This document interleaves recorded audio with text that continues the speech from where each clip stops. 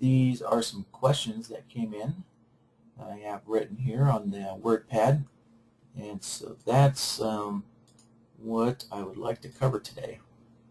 There's really no announcements this morning or anything, so I'll just kind of jump right in it. So, yes, Pam. So Pam is asking, can we submit questions to be covered?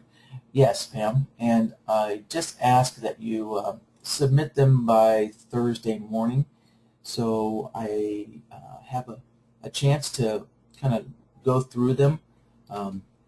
Make sure that that I understand the questions correctly, and just give me a quick chance to kind of go through the logic so I have it in my head. This morning was kind of an example of why I like to do that. When I first set up this 9-period stochastic with the 55 EMA, when I combined the two, I was getting no signals because the EMA was always conflicting with the 9-period stochastic. And eventually I kind of tweaked the stochastic periods and got them to line up. So I just kind of like to, see if there's any kind of little quirks like that in the system. So Pam, if you could, or for everybody out there, if you would just submit them by Thursday morning so I get a chance to kind of go through them real quick, that would help me out. If not, if you do submit it late, then I will save it for the following week's workshop. All right, so I've already played around with the stochastic period, and originally, I had a 9 period in the front, but I found out that with the 7-9 in the back, then I was able to get some signals out of this to work. All right. So the way this is working here is we want a long signal when the stochastic crosses above the 10 period, and then we'll get to filtering those out using the 55 EMA here. So, all right, just a moment. Okay, Pam. So you can, everybody, regardless of what type of question you have, you can send all of your emails to support@sharkindicators.com. So any kind of question, any kind of issue, if you send it to support@sharkindicators.com, then that creates a ticket that both Jeremy and I can see. So, all right, Randy, it looks like Randy has a comment about my audio. All right. So Randy's saying it kind of sounds like my audio is in a can and is cutting in and out from time to time. Boy, is anybody else kind of having an issue with the audio quality? I will check my microphone real quick. It does have some settings on the back for various modes. So just a moment.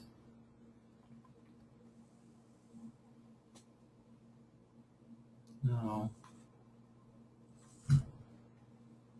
All right, well, it seems like everybody else is saying it's okay today. And no settings have changed on my mic, so sorry about that, Randy. Yeah, everybody else is doing okay. That's the one thing about the internet is, it's not perfect. So depending on how you're getting your internet, sometimes there's, lag in the internet. So, all right, well, I'm not sure there's anything I can do there, Randy. So hopefully this works out good for you.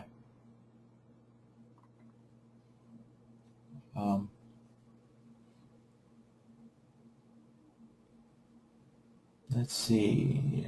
Vittorio is telling me 10 is EMA.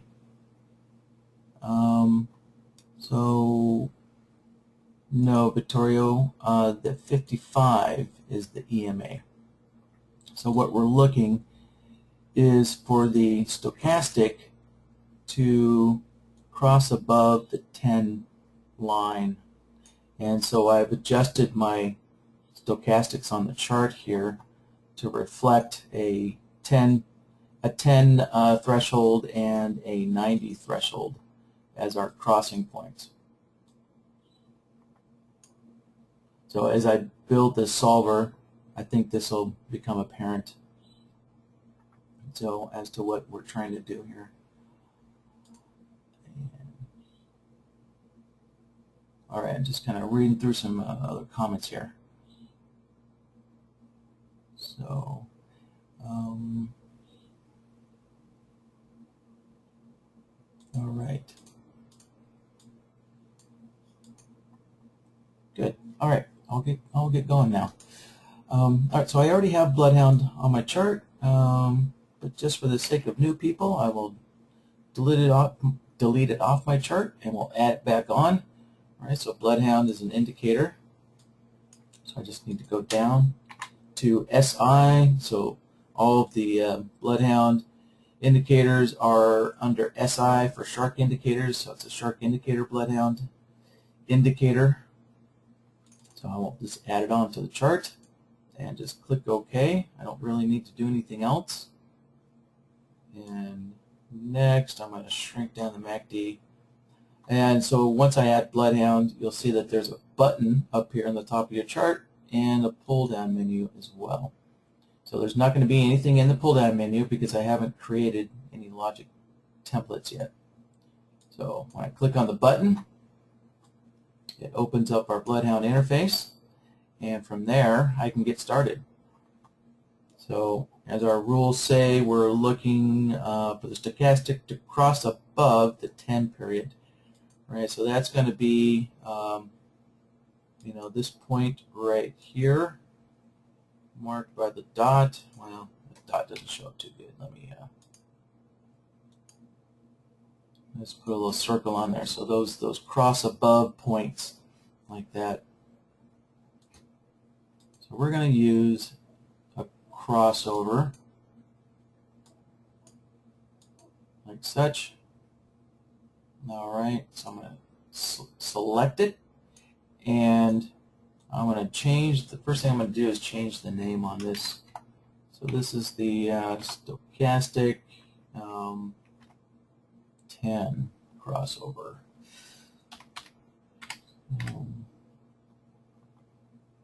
So sometimes in the name I do like to put the period. So like when I get to the EMA 55, I like to put the period of the EMA in there. I'll show you that in a moment. All right, so indicator A is going to be our stochastic, because that's our primary data that we're analyzing is the stochastic line. So I will switch that SMA over to the stochastic. There we go. And as I had discovered, I'm going to change the K period to 9. And we're going to be looking at the D plot. Now the next thing to change, so for indicator B, that's not going to be an indicator. We're actually looking for a threshold value or an absolute value. So we're looking for a value of 10 to cross. So I'm going to set this to an absolute value, or you could say a fixed value. And I'll set that to 10. And so there now you can see we're getting cross down signals and cross up signals, right? The short signal, the red, and the green long signals. Now we don't want the cross down signals.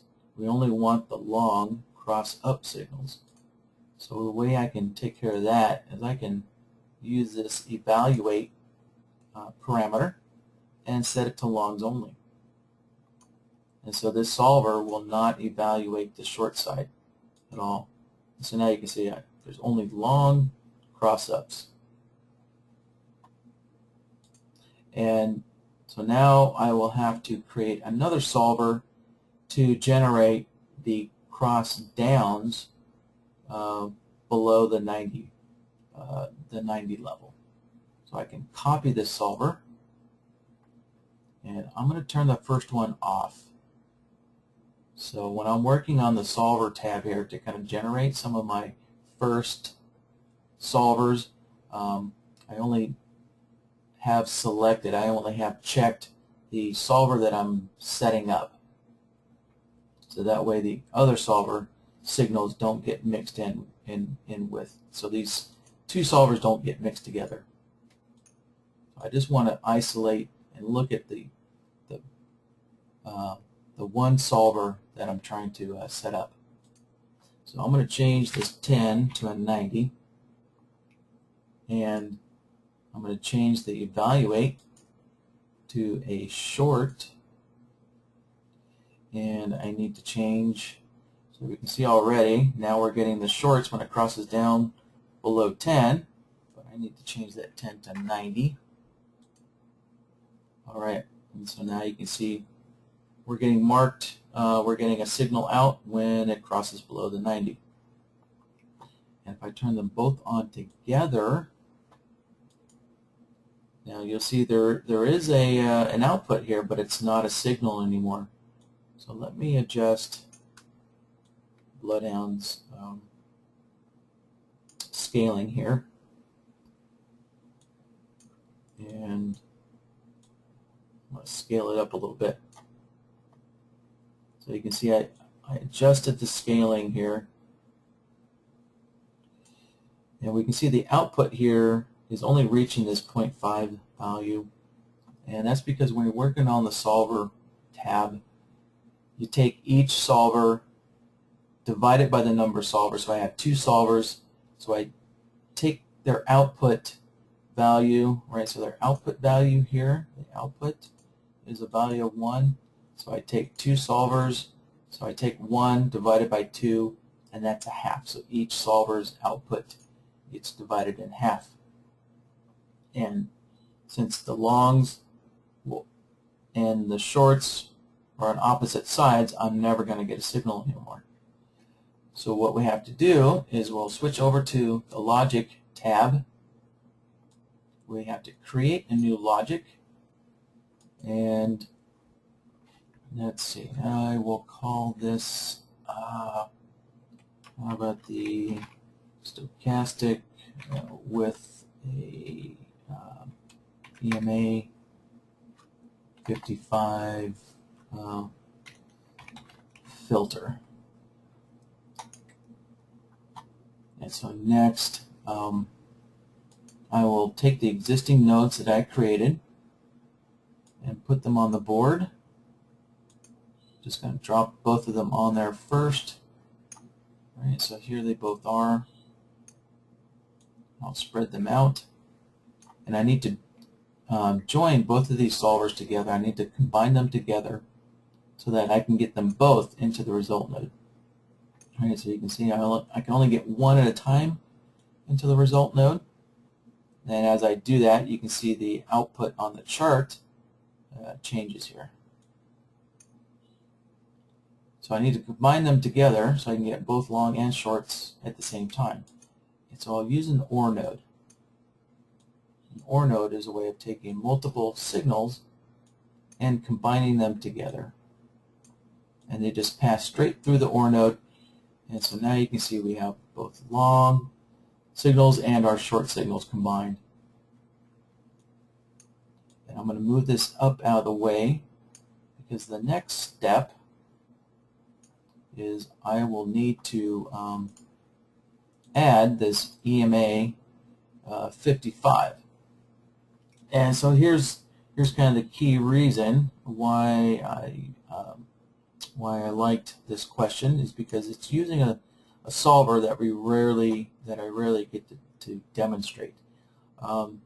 So when the stochastic crosses above the 10 and the EMA is rising but filtering out longs if the rate of change of the EMA 55 begins falling.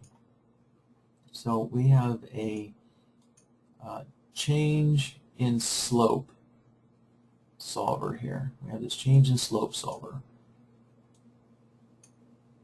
I'm going to connect this up and let me put the EMA 55, well actually first let me change the name. So the EMA 55, change in slope, and then switch our indicator out.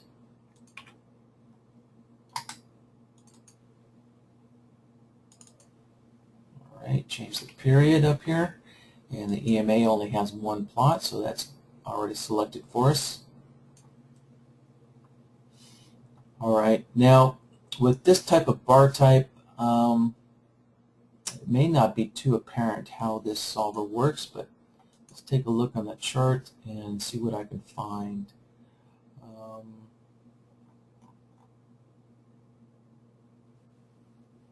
Yeah, alright, so here looks like a good spot.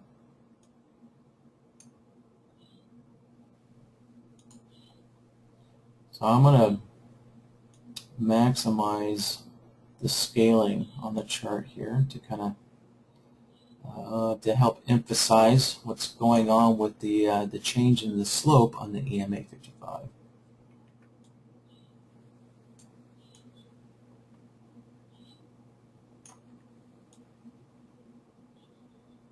Let's see. All right, I guess something like this looks okay. So let's kind of take a look at this first area here. I will, let's see, I'll mark it with the green arrow. All right, so this area here where there's no long signal, there's no racing stripes, there's no red racing stripes. So you see how the output changes? So this is just the default output settings, and I think they will work for most situations. And so if we look at the slope, we can see that there's a slight angle change right here. Now let's see if I can help emphasize that. Here, actually, I will add another EMA 55 onto the chart, and that will help emphasize the change in the slope here. All right, and so here's kind of a trick that I learned to do long ago when I was kind of manually analyzing my own systems. I needed a way to actually see where the actual value was on the chart, and I think this will do the trick. And yeah, so here's a good friendly reminder here. Asking me if I would like to name my BloodHound template here. And so if we look up here in the name field, I kind of skipped through this step here, and I didn't provide a name. So I will name my system right now. I don't have to. I could hit no, and it'll still stay unnamed, but let's go through the process of giving this a name. Let's see, today is the 26th. So I'm going to scroll down, and I'm going to cheat and use an existing name already and just change the day. So there we go, July 26th. All right. Okay. And now we can see the name change reflected up here on the button as well. And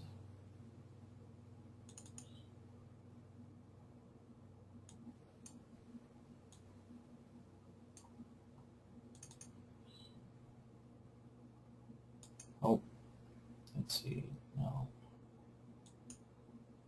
So I set up my plot style wrong. I want dots there and a solid there.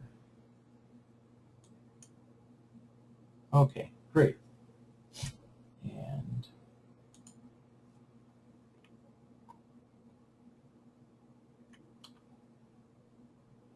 next thing I'm going to change is the Z order. There we go. So now the white dots are on top.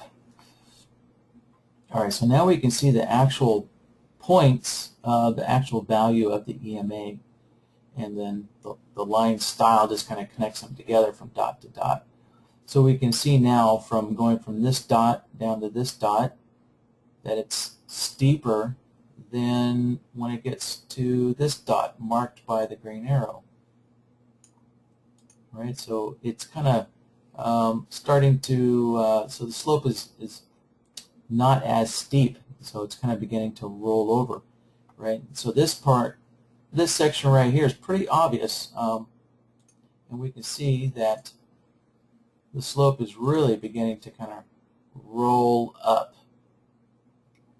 And so that is what the change in slope solver is looking for. This change in slope solver is looking for when the slope begins to weaken and begins to change direction, or potentially change direction.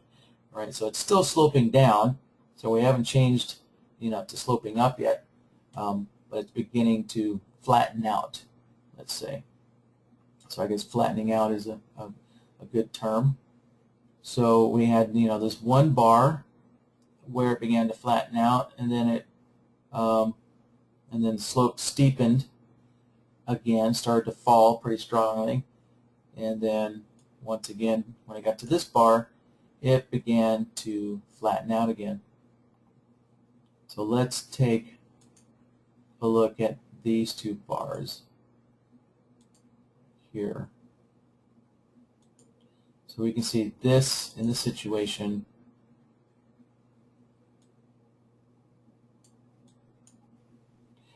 This is the first bar here.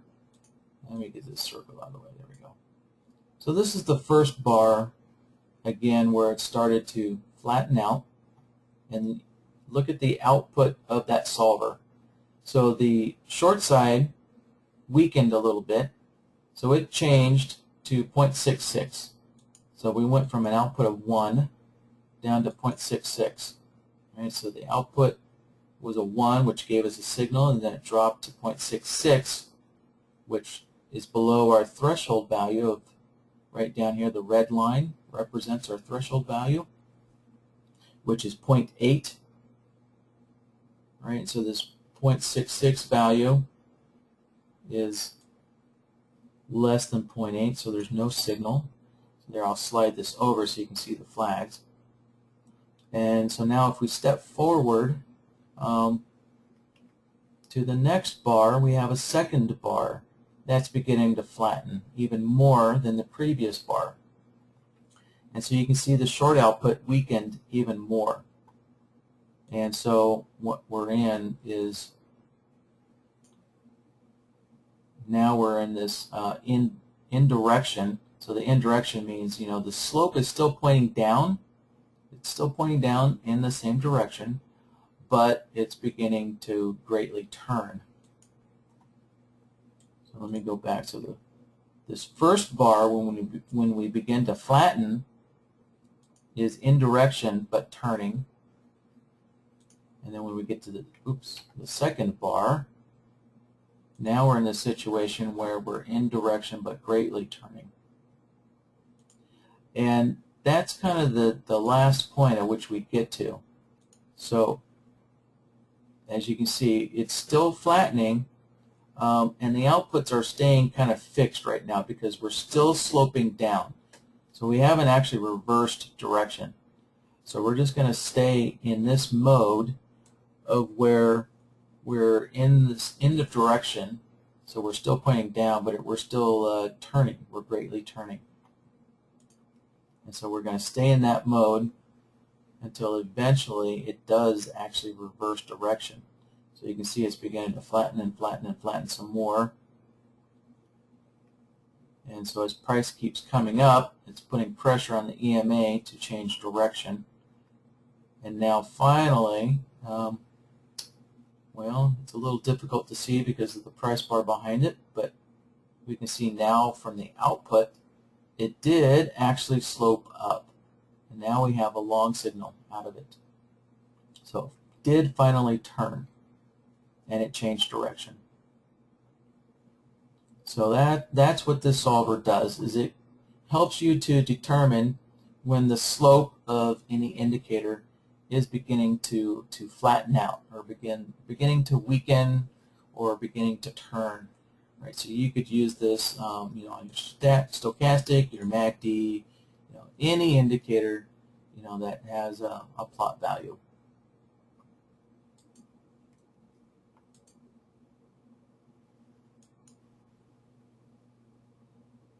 All right, so I'm just going to set the chart back up here. And so next step is I need to put the solver on the logic board.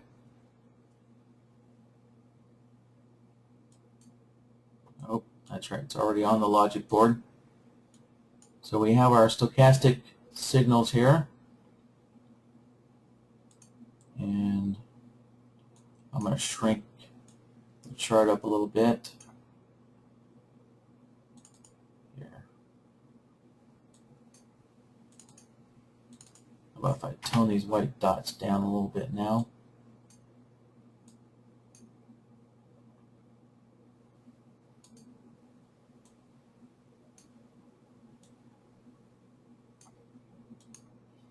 All right, so we have our main signals are the stochastic crossings. That's kind of our primary signal.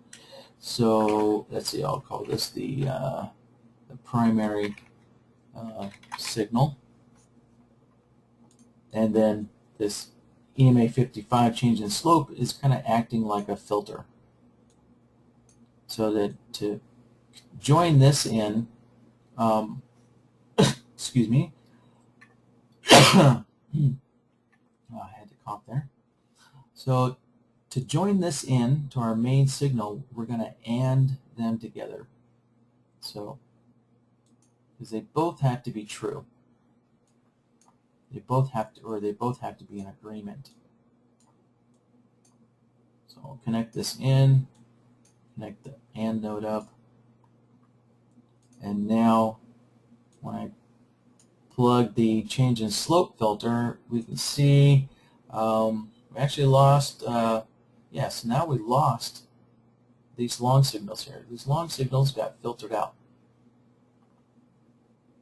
So you can see, we can still see them, but they're not, but the value is not great enough to be a signal.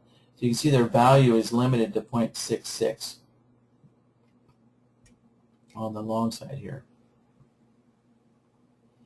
And if we take a look at these short signals which are coming through, we can see their value is a -1. So we'll just kind of scan through here and take a look. And another thing I had to, when I was kind of rehearsing this, is I think I found that the system really only worked on the Renko bar. So I was testing it out on some range bars and on some minute bars, and I just couldn't get the stochastic and the EMA in agreement. But it does, well, I mean, we can see now I am getting signals with this Renko bar.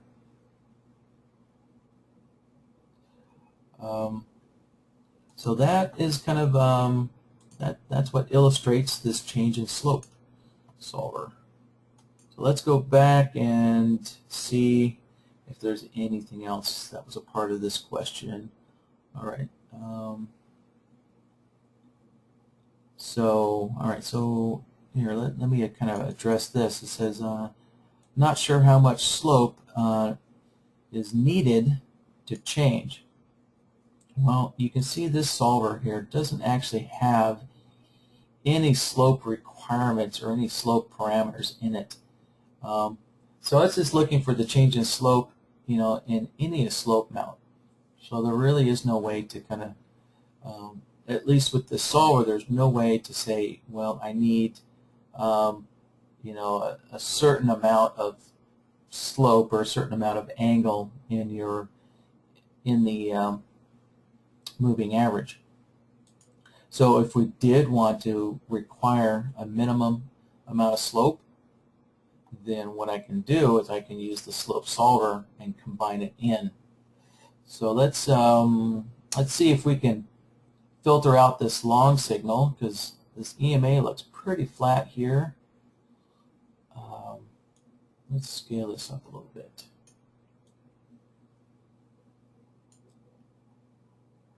So I'm hoping that this downslope in the EMA is a little stronger than this upslope.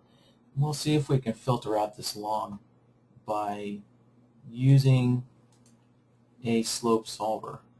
So I'm going to grab so this is our list of new solvers. So if you want to add a new solver to your system, just grab one from here.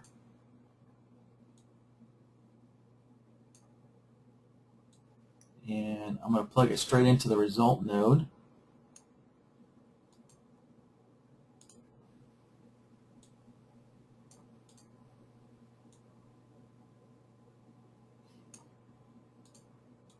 All right, and I will change this over to the EMA 55.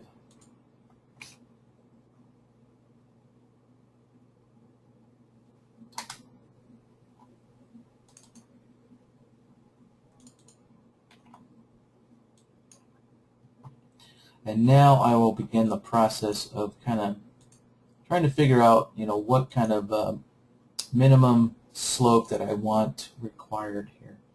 So I'm going to start off with 0.5 ticks. It's kind of a good general starting point.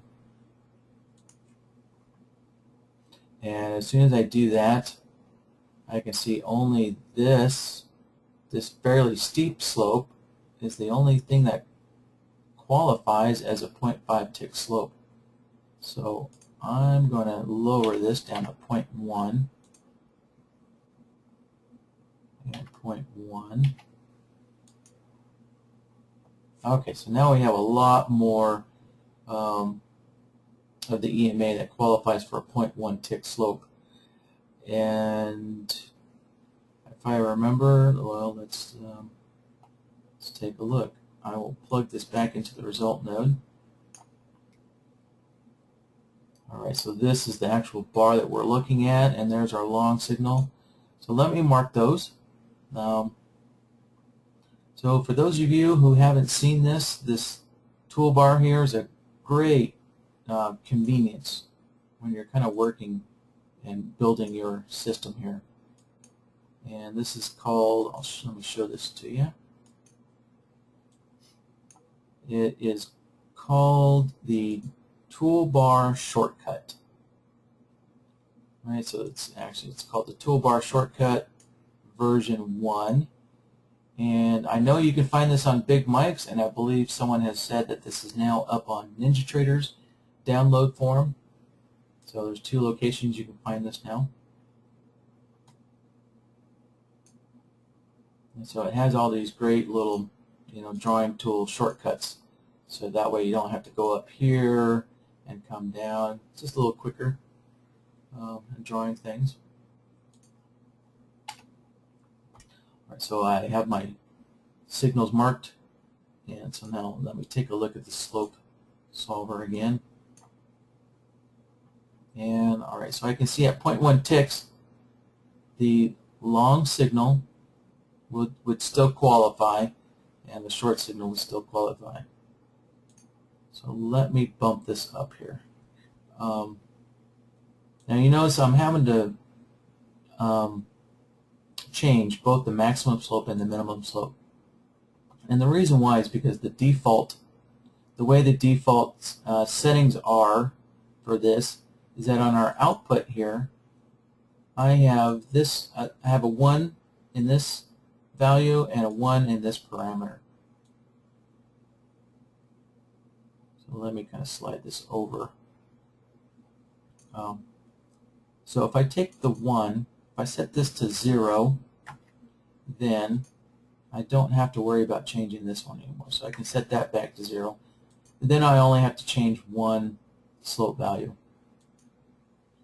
Right? And you can see that the actual number value in here will change depending on how you change this.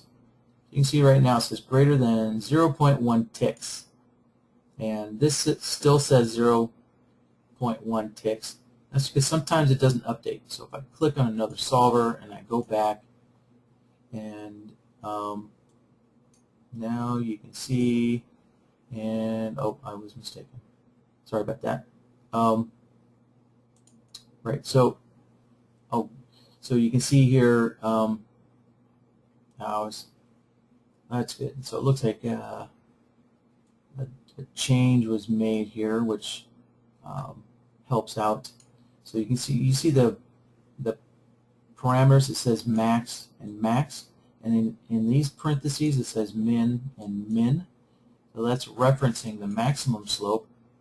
So these two parameters here are associated with the maximum slope value, and the minimum slope, and these minimum parameters are associated with the minimum slope. So let's see, when we first launched BloodHound, I was thinking of the older way that we had this, but we had changed this to make it a little more intuitive. So now I can just change the maximum slope and get the change I need.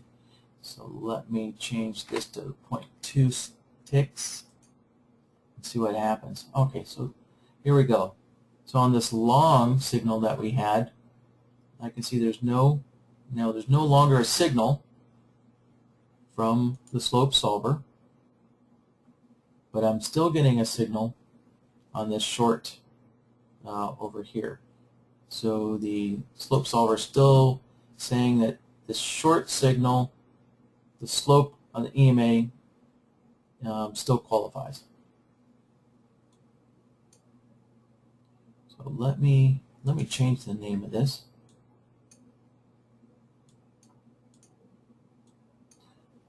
So we're looking at the EMA 55.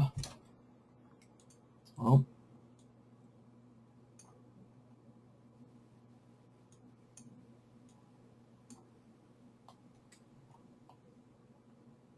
All right, and on the chart, all right, so we can see our long and our short signal. Now as soon as I connect this in, we can see we filtered out our long signal here, and we still maintain this short signal.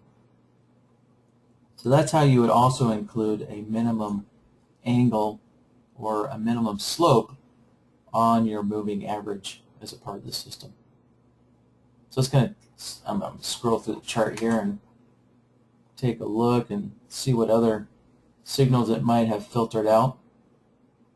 So it looks like it might have filtered out this early first short signal here. And the way I can determine that is I can just delete the leader. Yep. So now this short signal came through, and the second one came through, and as soon as I connect this slope solver back up, we can see this first one was eliminated, but the second one came through. And let's see what would happen to this third one. I'll disconnect this again. Yeah, even this third one came through. And how about this long signal here? All right, so it did filter out this long signal, but it allowed the secondary one. All right.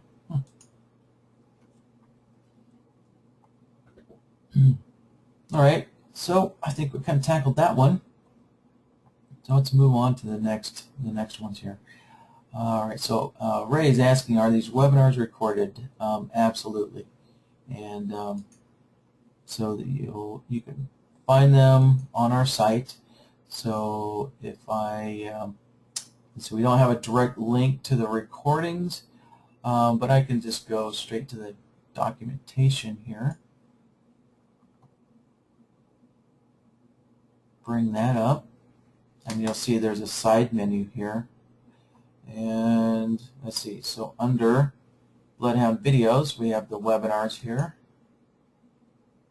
So that takes me to the page where you signed up, or maybe you used the link in the email. But you'll see right here you can watch the recorded webinars.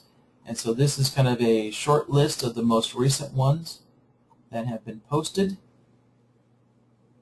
And if we click on the watch recorded, if we click on that link, then it takes you to all of them. So you can see all the archives here. They're archived by month. And let me show you another location. So if you watch one of these videos, and then you can click on the YouTube link, and that will take you over to our YouTube channel. And I think I just saw, oh, there we go. Now it loaded, and I brought up the video. Alright, so here, to get to the YouTube channel, you have to click on our link here. Alright, so this is our channel, and then let me turn that video off. And so there's just the ways that YouTube organizes these, so you can see the most recent uploads and popular uploads. I believe if you go into this recent one, you'll see all of our recorded workshops and all of the other videos as well.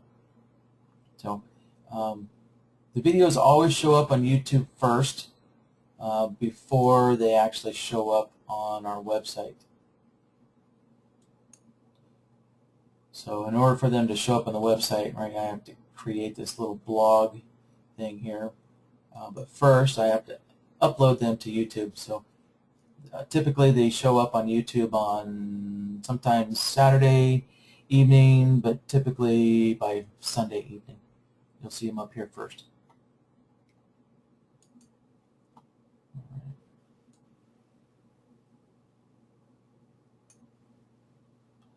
All right, so Ken is asking, would a 792 stochastic work any better? Maybe it would, but you know, I did get some signals out of this, so that's all that really counts. You know, for these workshops, this is just to illustrate how BloodHound works for you guys. So if you want to take this and play around with the periods and try and improve this, you know, go right ahead.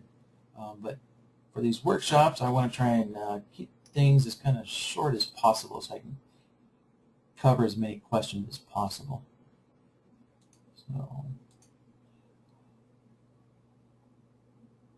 So Tim is asking, are your new true Renko bars ready to use? Yes, they are. We still need to post up the information on our website, so we need to get a write-up on there. So some of you may have noticed with the most recent update, they were kind of packaged in with that, so you can play around with it. But as soon as we get all the information posted up on our website, we'll let you guys know, and that's when they'll be ready for purchase. So,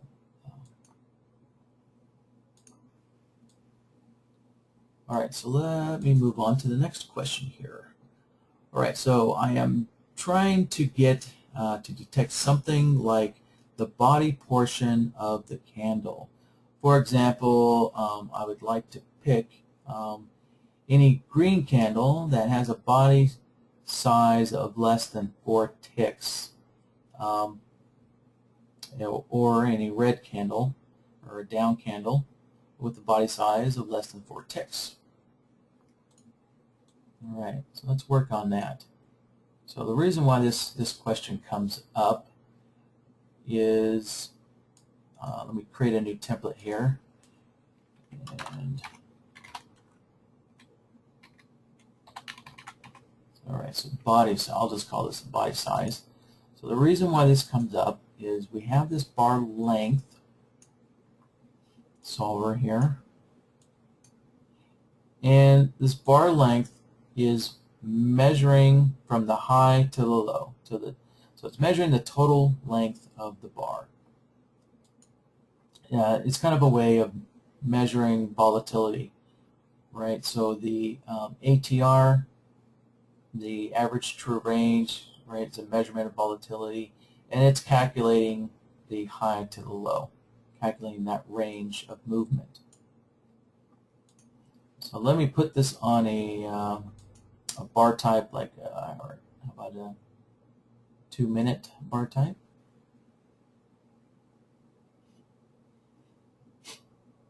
And pull up the BloodHound interface. So 2-minute, I think will kind of illustrate this this example a little better.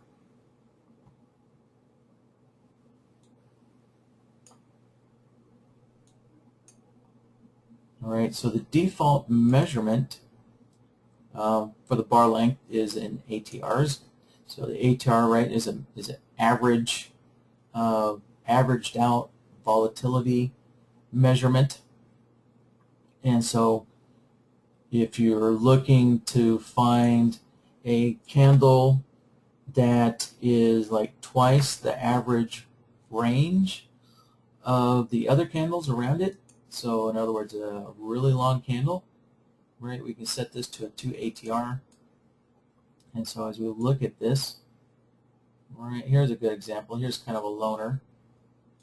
This guy right here. So we can see we got a bunch of short bars coming along. Volatility kind of petered off, and then we got this sudden long bar shoot up. Now you can control this ATR. So if you open this up, you'll see there's a period setting here. So you can make this ATR a little more sensitive. So I could set this down to 25 and change the period of the ATR. And so therefore, so when I do that, you can see this bar is no longer marked, but these down bars are still marked. So so when I set the period to 25, relatively, this bar is not relatively to these down bars, because these down bars look like they're within this 25 period, range, and these down bars really got pretty long, and so this bar now relative to the last 25 bars is no longer twice the average range. So you can adjust your ATR period here. And so some people, so sometimes in your system, you're just looking for the body. How long is the body? How much volatility is there between the open and the close, and not just kind of like these wild swings with the long wick on them. So in order to calculate the body, we would have to do a comparison. Let's see, there we go. Indicator comparison. So the comparison will allow us to compare the open. So let me kind of scale in here.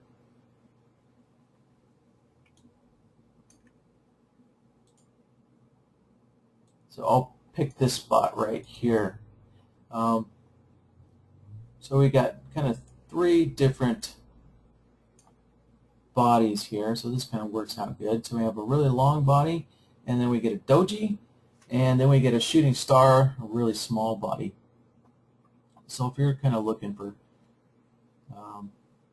short bodies, as this question is doing, we'll use the indicator comparison. So I will put, let's see, let's see, I'm trying to think if I should put the open in here or the close in here. And yeah, so the way the default outputs are set, I mean, we could put the open in here or the close, either way, and we can make it work. But with the default settings for the long output and the default settings for the short output, we would want to use the closing price in indicator A, and we'll put the opening price in indicator B. Now you'll probably notice that I used a little shortcut, right? So in this type, field here, this type parameter. I have all these little shortcuts here. So if I put it back on indicator, right, then it opens up 2 new parameters that allow you to select an indicator. And I just put on the closing price. That made it quick and simple for me. But down here, since we don't have one for the opening price, I will use a special indicator that we created called SI Chameleon. And there are several workshops explaining what the chameleon does. The short version is that the reason why we call it the chameleon is this parameter right here. So you can use any alternate instrument or time frame. So if I turn this on, you'll see it opened up a new field here, and I could select a different instrument, so I can get price data from any instrument that you have available to you, and I can use any kind of bar type. So you can see all these different bar types on here, right? Even custom ones like RJs or this Unirenko, right? So that's why we kind of called it the chameleon, is because this indicator will give you any price data from any instrument available to you. However, I just want the price data that's on our chart. So I'll turn this off. And then down here you can see we have the various different price points. So we have the high and the low, midpoint, or the open, which is what I want to use. So I will select the open. Select that, and let me plug this guy in. And let me name this. So I'm comparing the close to the open. I'm going to abbreviate the comparison there. All right. So what this is kind of doing is, in its default mode, is you can see it's just kind of identifying down bars versus up bars here. So you can see we're getting a long signal on the up bars and a short signal on the down bars. So if we want to require a minimum bar, we can go 4 ticks. And let's see, what am I working with? Gold. And see, gold is incremented in 1/10 of a tick. All right.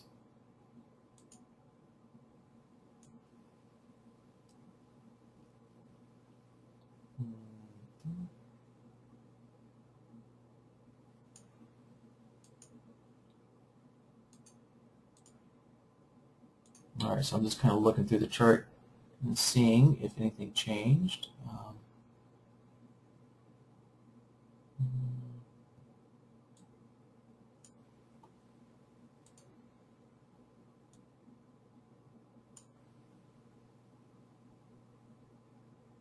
And okay, so here's, all right, this is what I was thinking back when I was talking about the slope solver. Here's where I made my mistake when I was talking about the maximum slope and minimum slope. You can see here we have a large amount and a small amount. And so on the comparison solver, our default output is using both the large amount and the small amount. So if I set this to 4, I had to set this to 4 if I use the default parameters.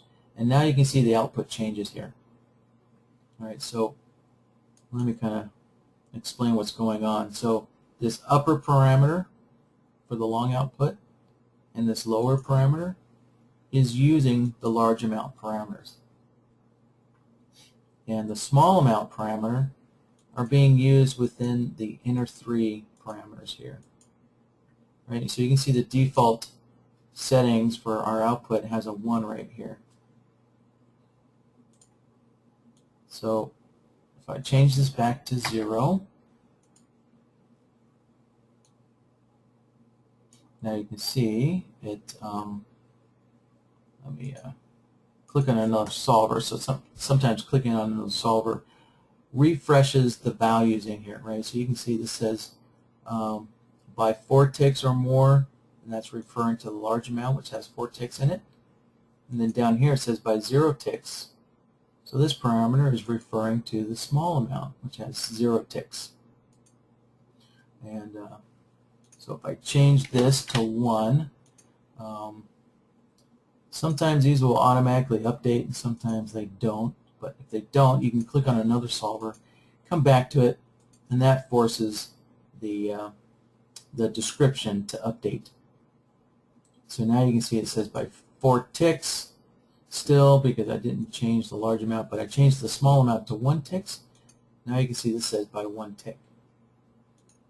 So if I set this to 0, and let me click off here, just force it. So when A is the closing price, is greater than B, indicator B represents the opening price, is greater than by 4 ticks, I want a output from the solver. But when it's 0 ticks, I actually don't want an output. So I'm going to change that to 0. I'm going to change this to 0. Okay, now I'm getting the results that I'm expecting. All right, so now we can see we found all of the bodies that are greater than 4 ticks. And let me kind of change this to, how about 10 ticks, which is 1 point in gold. And so now BloodHound's only marking the bodies that are 1 point or greater.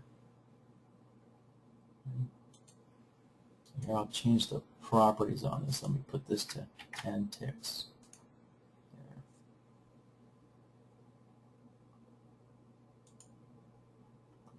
All right.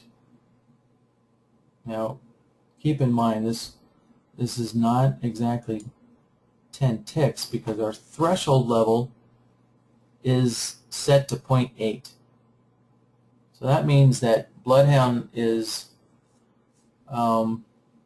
allowing some flexibility in our requirements here. So, we specified 10 ticks, but with our threshold set to 0.8, BloodHound saying if you get within 80%, right, 0.8 mathematically is 80%. If you get within 80% of this 10 tick requirement, then that's close enough for a signal. So it's close enough, right? So when people kind of trade discretionarily, we're looking at our indicators, we're looking at our price bars. We always say, well, that looks close enough. People don't have the ability to look at really the exact measurements of indicators on the chart, right? We just we look at the chart and we go, that looks close enough for a 1 point bar. So that's what this threshold parameter allows you to do, is to say, well, 80% is close enough.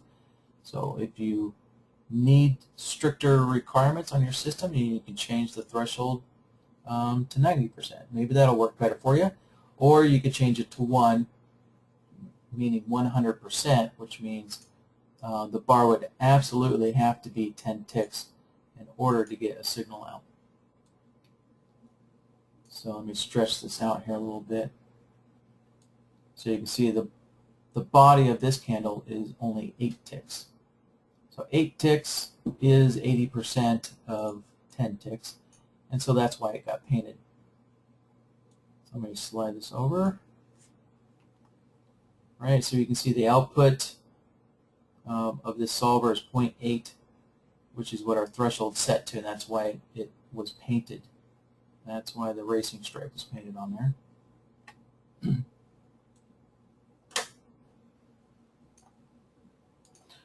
All right, so let's look back at the question here. So I'm trying to get let me erase this. I'm trying to detect something like the body portion of the candle. So any green candle that has a body size of less than 4 ticks. For a long candle, so green would be long and a red candle would be short. So we're actually looking for less than 4 ticks. So you can see I set this up backwards. Right, so the default outputs of the comparison solver is actually designed to look for something that is the large amount or greater, but we actually want to look for something that is smaller. So in that case, we're actually going to need to use, I'll set this to 0, and we're actually going to need to use the small amount. So I'll set this to 4 ticks. And we're also going to have to go in and rework our output. So I no longer want to look for the closing price greater than B, right? So greater than B by 10 ticks or more. So that's looking for a large body. So I'm going to set that to 0, and I'm going to set this to 0 down here as well. This closing price less than the opening price by 10 ticks for a short output. So I'll clear that out, and let me click on this other solver so I can, so the description is updated here. So here's kind of a lesser used parameter, this neutral. So you can see above it we have A is greater than B by 4 ticks, and we have this neutral area, and then we have A is less than B by 4 ticks. So this neutral area is the range in between. So I'm going to set this to 1 and set this to 1 as well. And so now as we look at the chart, we can see that only these small bodied candles are being identified. Let's take a look at this candle right here.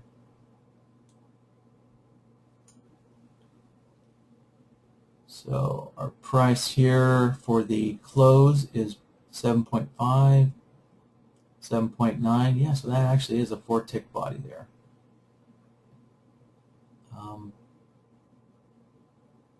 Yeah, so that's how we found bodies that are less than 4 ticks.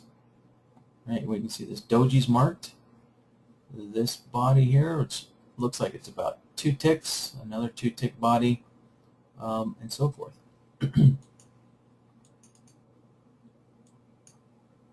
And you can see the outputs. We had to use this neutral for both the long and the short outputs, right? So BloodHound's marking a long and a short signal on, on every bar that's less than 4 ticks. So if we want to get a long signal when the body is up, when we have an up candle, or if we want to get a short signal only when it's a down body, when it's a down candle, and what we can do is we can just simply add the bar direction to this. Right, so that's pretty simple enough. It's just looking for the direction of the bar, and it's just painting that short or long. And so as we, okay, I need to stretch this out so I get the logic nodes. There we go. So I'm going to use an AND node.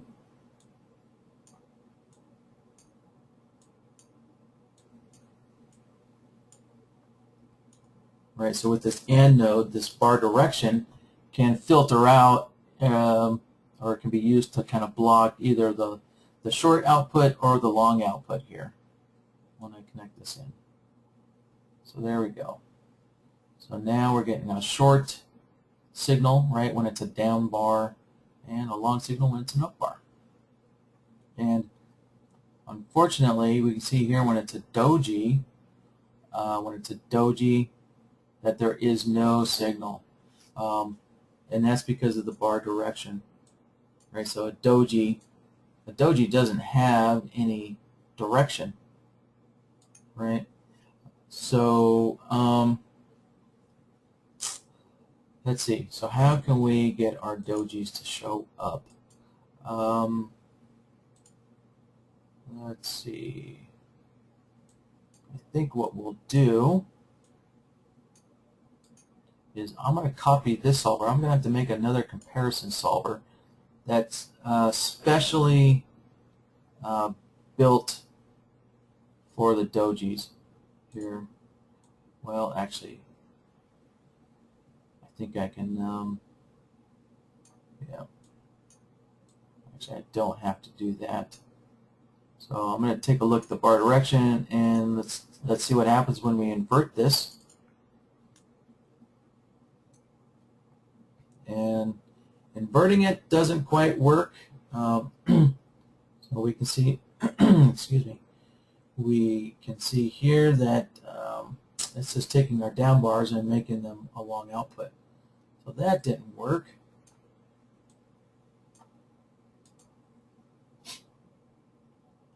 But if, let's see, if I use the inverter,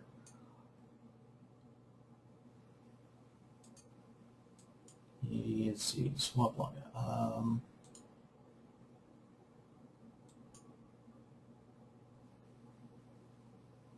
Yeah, here we go.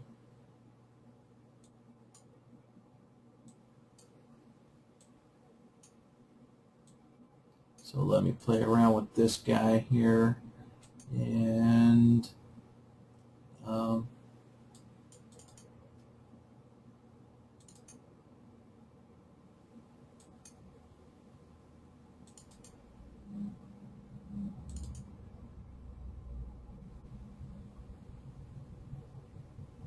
right, trying to remember which solver I used.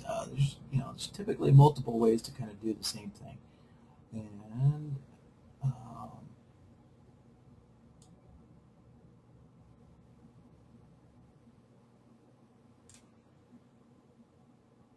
right, maybe I used the long short modifier.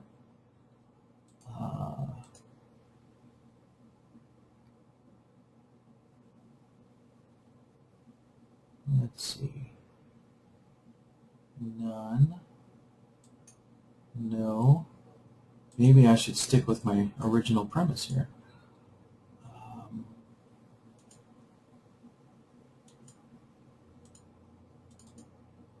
Oh, okay. So I don't want this inverted, and let's see, actually, yeah, no, I don't need to swap that. All right, let me turn this back on here.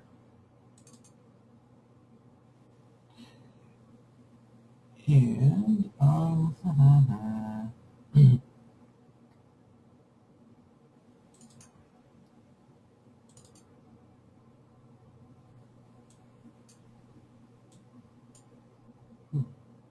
trying to remember how I used to, okay.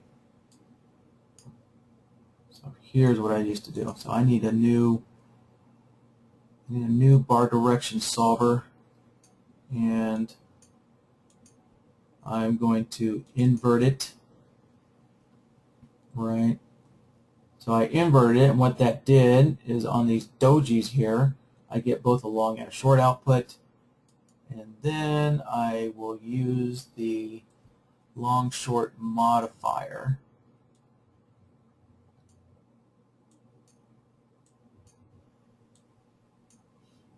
And let's see, the long short modifier, let's see, I am using the, let's see, the product mode.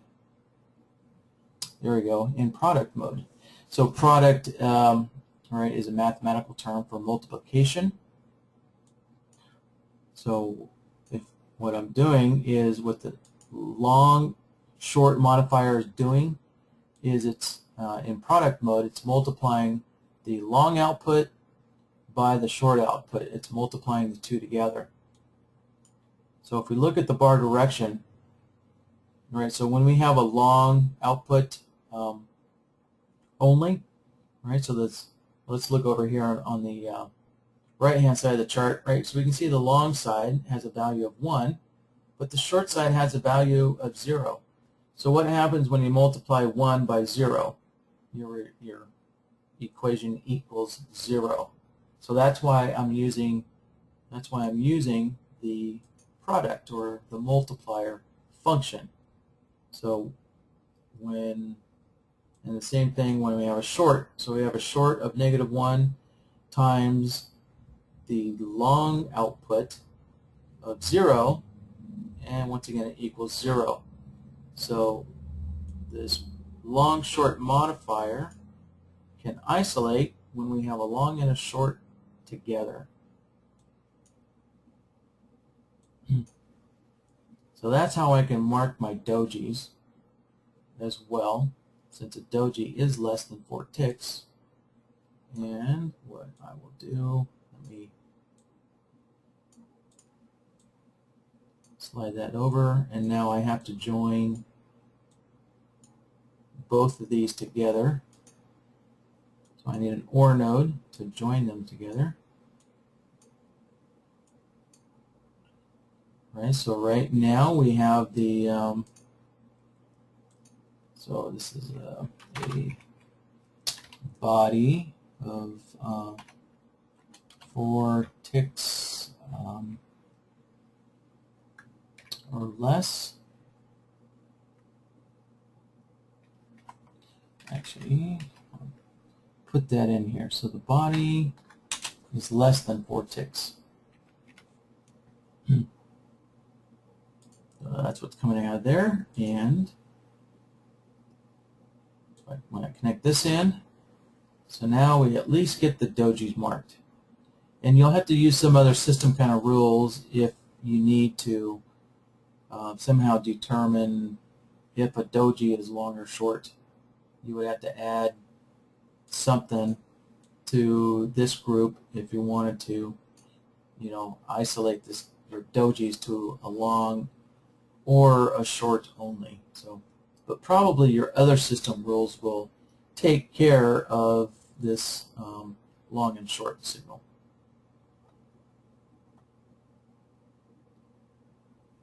All right, let's see that. Yeah, that takes care of this question here.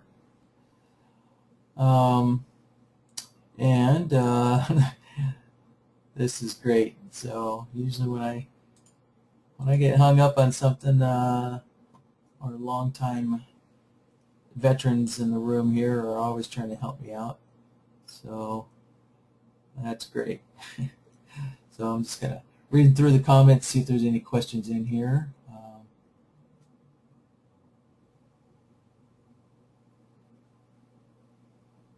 All right, so Tim is asking, can you show how to put the new Renko bars into next gen?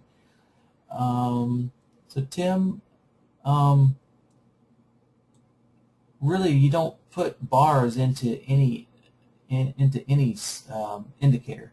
So Tim, next gen, right, is just an indicator, or it's a strategy. So you don't put the bars into anything.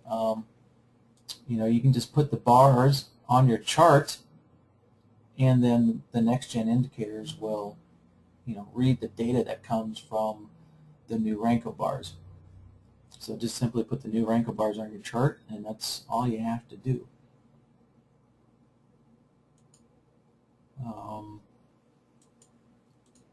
All right.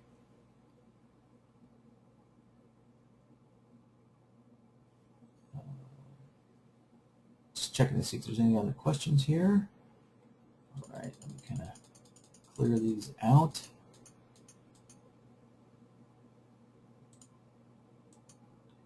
And all right, so Pam's got a question here. Is there anyone that I can hire to write the templates for me? Pam, I I haven't actually put the word out. So Jeremy and I are a little too busy, and you know what? I just had a volunteer. I just had someone in the room volunteer, so I will take note of this person, and I kind of want to leave them unnamed for now. So DR, let's set up a meeting. I'd kind of like to have a quick meeting with you, so I'm kind of confident on what your skill level is within BloodHound before I refer you out to Pam. So Pam, I'll check into that for you. All right, let me make a note here. All right.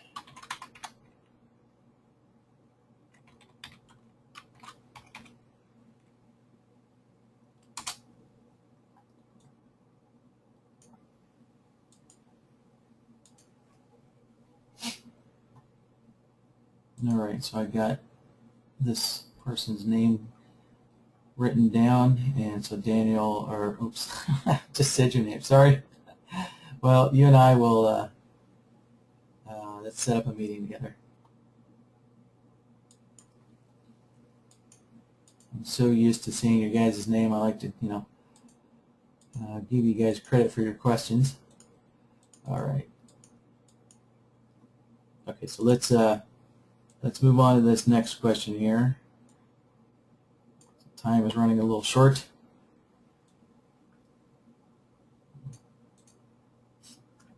All right, so and then I think this is a continuation question, right? So next, I would like to compare the body size in comparison to the candle dynamic. The typical idea is that I want to detect something like a shooting star. Right, okay. Shooting star, say you got a very long wick, but a small body. The long or short should be relative. Yeah, so yeah, it's interesting. This question has come up several times recently, where people want to detect these shooting stars, like this candle right here.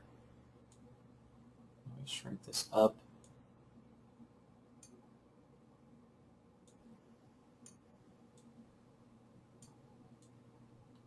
So this guy right here is a classic shooting star.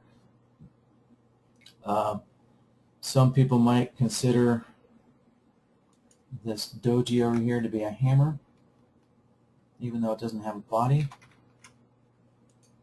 Let me mark it right there. All right, so if you're looking for candle patterns, there's two ways we can do this. So let me throw on NinjaTrader's candlestick pattern. I'll throw that on there, and let's see, a morning star. Let me hit apply and see what it marks on the chart. We got 44 found, just not this guy right here. Maybe if I change the trend strength down.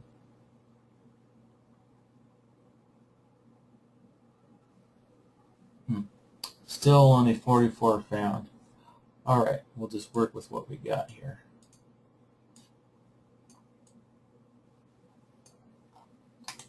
So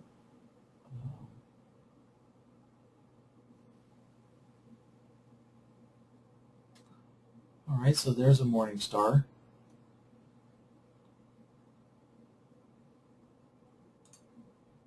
Well, don't need to mark it. So if you just want to use NinjaTrader's indicator, then we can use it. We can use that indicator inside the threshold solver. So let me create a new logic template. All right, so we'll call this the candlestick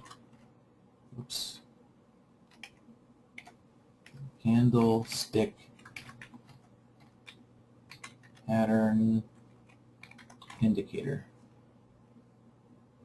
Oh, actually, if we do this, I will just call it the NT for NinjaTrader candlestick pattern. And I'm going to use the threshold solver for this one. Connect it up.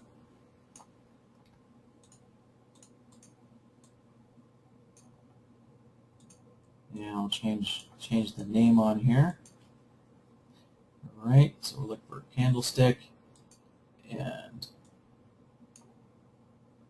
change the indicator. And there we go. All right, so we're already on the morning star, and I did change this value to 3 on the chart, so it's best just to make whatever settings are on your chart match whatever settings are in BloodHound, so everything makes sense. And you can see we have this plot here for pattern found. And the threshold solver, you can see here there's no output. There's no default output settings here. There's no values, and it's all set to 0. All right, so we're going to have to, once we define our thresholds, then we can define our outputs here. So I'm just going to look for, from this indicator, because I've already kind of played around with it, I know that if I use a threshold of 1 for that it will work. And so my next step is I'll use this for a long signal, and there we go. Or if I didn't want, I think a morning star typically represents a reversal point. So how about if we get a short signal out of this? And there we go. So morning star, actually, you know what? I think, let me change this over to a shooting star.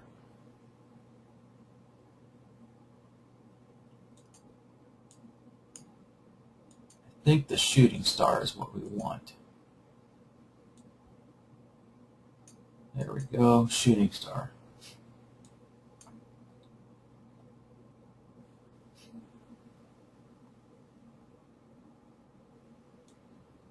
Yep, there's a couple of shooting stars. Let's go back to where we were before. Yeah, so there's a shooting star. All right.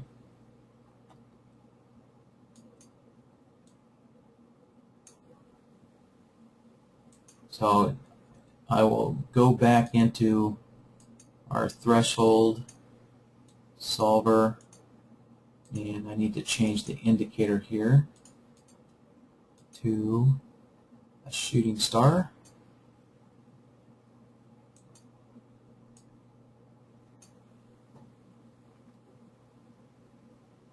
All right, so there's all of our shooting stars marked on the chart. So this NinjaTrader indicator is fairly easy to use, but if you need more control, then we can do that. We can use the comparison solver to build more control. All right, so this will be the BloodHound.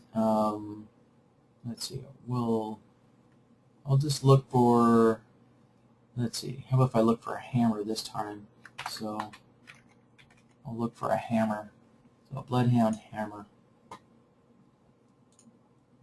And I think I can use, let's see, one of the solvers I already created here. So the open and close comparison. And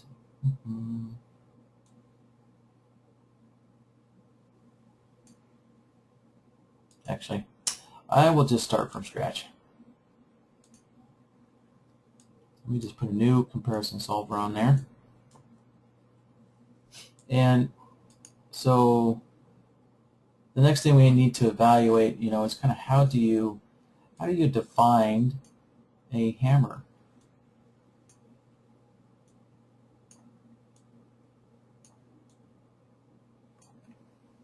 Right? How do we define a hammer? So we know that basically the open and closing price, or the body, is in the upper range, usually more than the upper half. So some people will say 80%, 70%, whatever that is. It's in the upper portion. The open and close is in the upper portion in relationship to the low. So you have to have a good long wick. So you have to have a low price that's way down here in relation to the open and close price.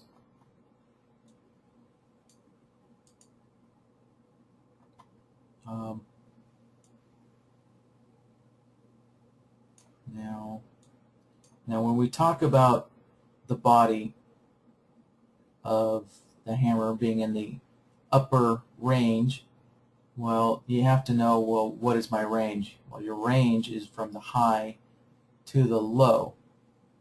So how would you know what your range is from the high to the low? Well, the way we can determine that is that's what the ATR indicator does. So I can change this over to the ATR, and the ATR, right, is average true range. So it's calculating the range of the bar, which is from the high to the low. So the ATR is performing that mathematical formula for us, but we're only interested in the range of this single bar. So I'm going to set my period to 1. I don't want to average out the range of all the bars behind it. I only want to know what is the range of the actual hammer bar, of this one bar. So I will use an ATR with a period of 1. And so an ATR of 1 would be, the distance from the high to the low. But we only need the body to be in the, say, like upper, how about we'll just do the upper 70%. So 70% can be represented by 0.7.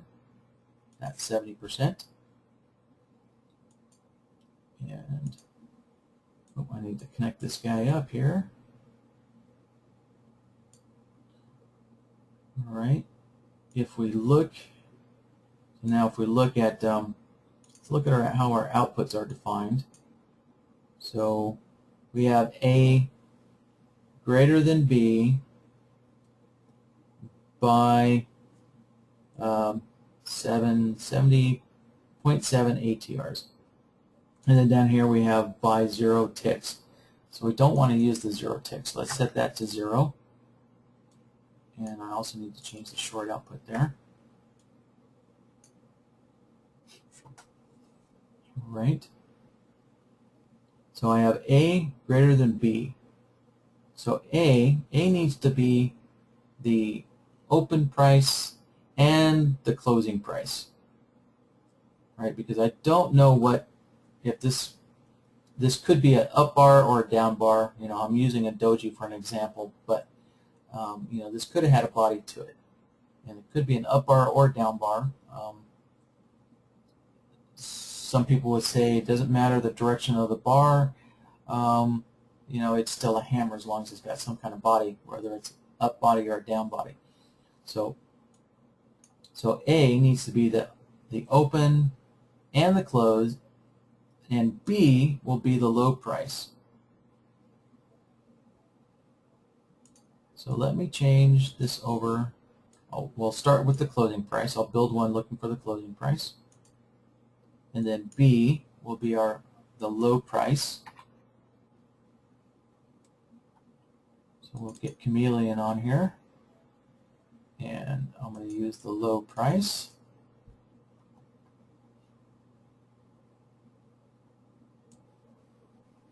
And I can actually, let's see, no, just instead of making this complicated, I'll just stick with that.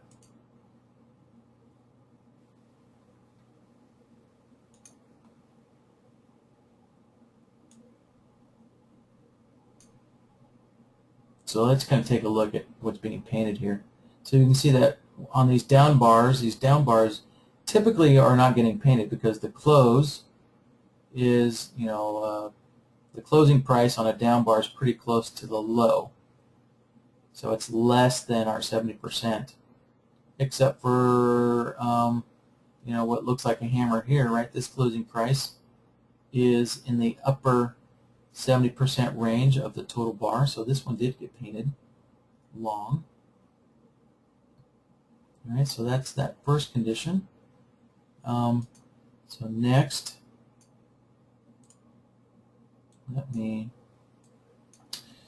put a proper name in here.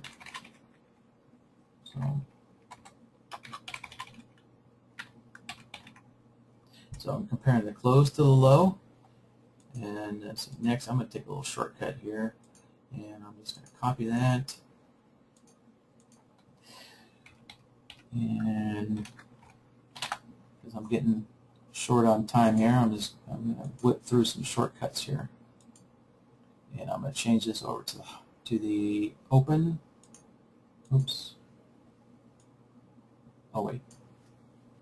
No, sorry. I'm going to leave indicator B on the low. I need to change indicator A to the opening price. So to get the opening price in indicator A, I'm going to use SI Chameleon over there. And we'll select our opening price here.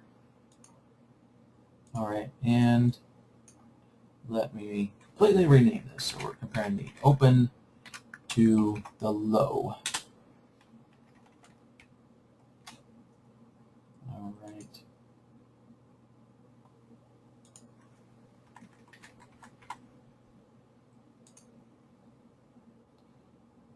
Okay, good. So I have my two solvers now, my two comparison solvers, and making sure that both the open and the close is in the upper 70% range, right? And the reason why is because, look at this candle, for example, right there.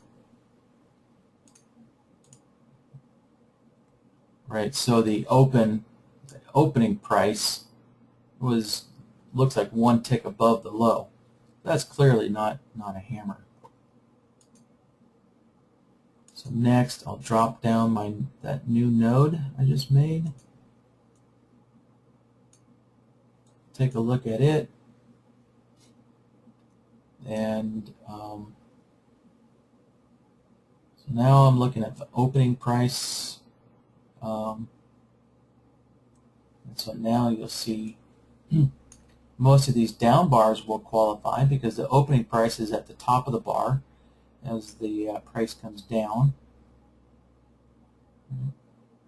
And so the next thing to do is to join them together with an AND node. All right, so we need both the open price and the close price in the upper 70%. They both have to be up there. They both have to be in agreement. So we're going to use the AND node for that. And now let's take a look. So now we can see we got this hammer. We know it's not a hammer, but the body shape looks like a hammer. And this doji looks like a hammer. Even this little guy. Interesting.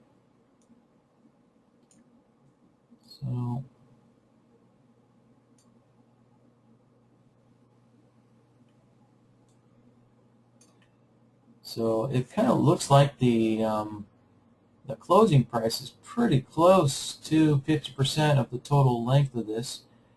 Let's see, what's the high? The high is 0.7, so 0.3 and a half.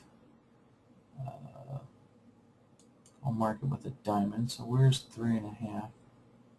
There's 4, 2, that's 3. So that's approximately 50% of the bar. And so remember, our threshold is still set to 0.8 or 80%. So if we wanted to kind of compensate, either we could change our threshold. If we needed exactly 80%, we could change our threshold values on BloodHound. Right, so to do that, we could open up BloodHound, and we could change our threshold values there.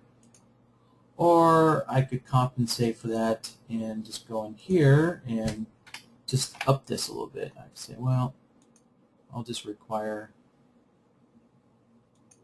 the open and the close to be in the upper 80%.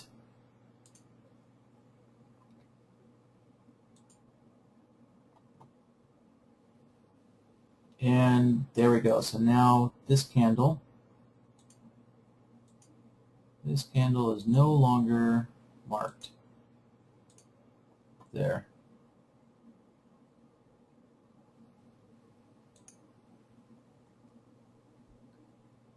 All right, let's see. I've got a little bit of time left, so let me kind of tweak this a little bit and make this work for shooting stars as well.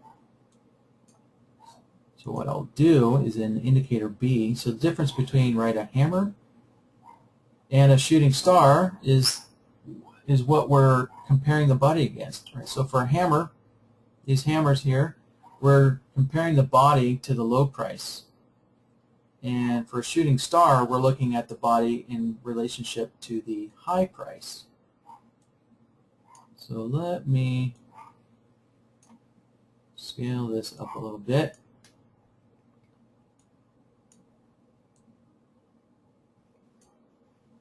All right, so if we're looking for this doji body in relationship to the high price. So what I can do is go in here, and in indicator B, right, is what's looking at our low price. And so I can also look at the high price and get shorts. Right, so typically a shooting star, you're looking for a short entry. Right, so when we're comparing the body to the high, we want a short output, right, for a short market entry. That's typically how these candlesticks are used. And so I need to change the other solver here. Right, so I will switch the short over to the long. I will switch the high price over to the short output. And presto. Now we have our shooting stars marked as well. And even so, the body of our shooting stars also is required to use this 80% range. So if you have different range requirements for the body, you would have to just create another set of solvers here, one set for hammers and one set for shooting stars, and then you can independently adjust this ATR value. So, all right, well guys, that will sum it up for today. Looks like I'm got through this just in time. So, and let's see. All right, so I have this. Let's see.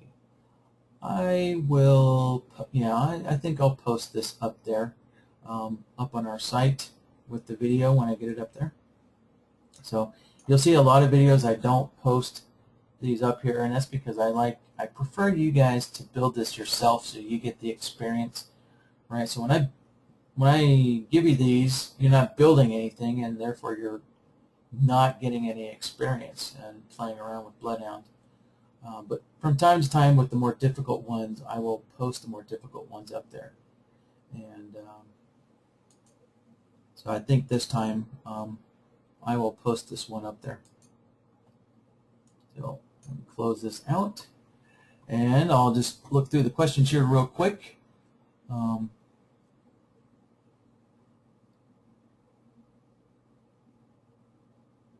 So Pam had asked, can I use the indicator for candlestick packs? So Pam, I think I addressed that. All right.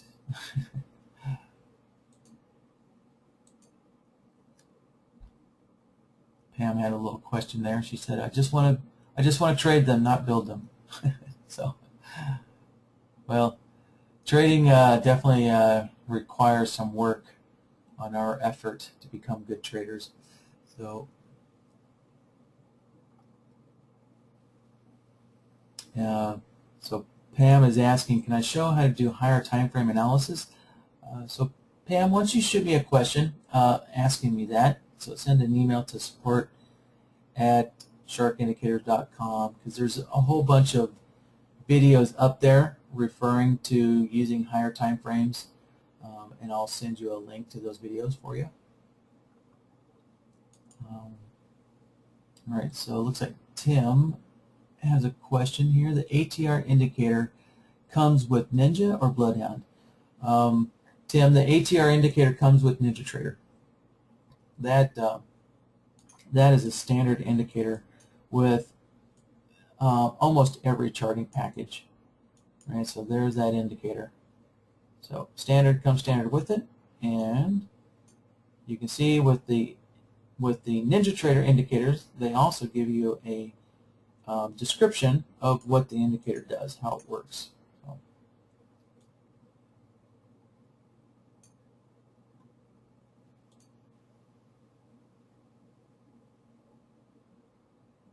So let's see. Al has an off-topic question.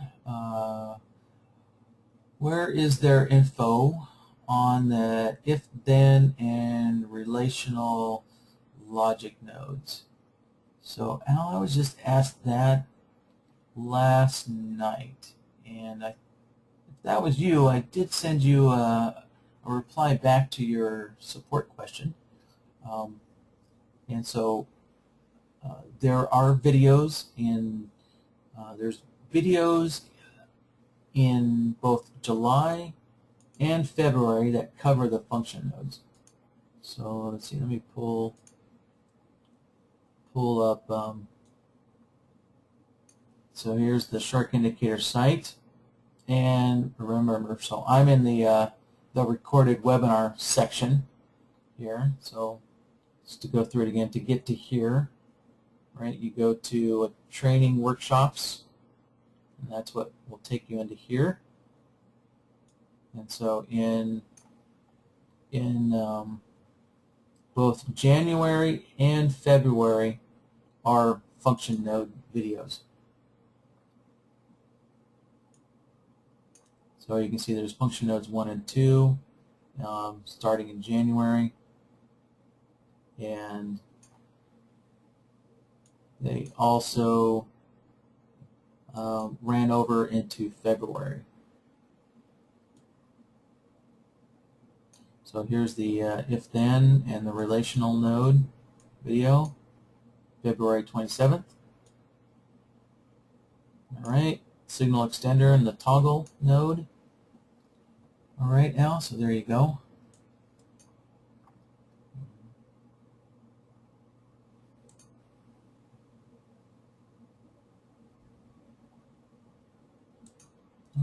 Okay, so it looks like Pam is a next-gen customer. So great, yeah. Pam, I did pass John the template I did last night, and I know he said he was going to post that template up today or this weekend, along with the video. All right, so one last question here. Tim is asking, the True Renko is in the current version of next-gen BloodHound? Correct. Yes, it is. It is. So, yeah, the bar types have been released with BloodHound version 1.6. So we are now up to version 1.16. Oh. All right, guys. All